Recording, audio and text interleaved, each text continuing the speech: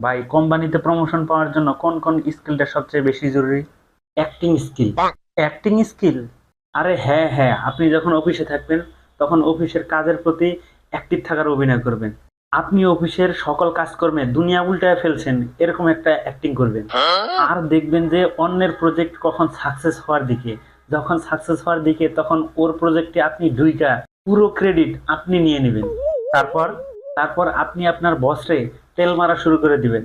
আপনার বসের যে কাজকর্ম আছে এই কাজকর্মগুলা আপনি করে দিবেন। মাঝে মধ্যে আপনার বসরে বাসায় দাওয়াত দিয়া খাওয়াবেন, আপনার বসের বাজার করে দিবেন। তাইলে দেখবেন যে আপনার বস আপনার প্রতি একটু আকৃষ্ট হবে, আপনার প্রমোশনটা আরো কাছে আসবে। মনে রাখবেন, আপনার বসের যত তেল মারতে পারবেন তত আপনার প্রমোশনটা তাড়াতাড়ি চলে আসবে। বর্তমান যুগে কাজ ভালো করে কেউ কোনোদিন প্রমোশন পায় না। বসরে যত তেল মারতে পারবেন, বসের যত পা চাটতে পারবেন, আপনার প্রমোশন তত তাড়াতাড়ি চলে আসবে। ও আচ্ছা ভাই, বুঝতে পারছি। এই সমস্ত স্কিল আমার মধ্যে নাই জন্যই আমি প্রমোশন পাই না।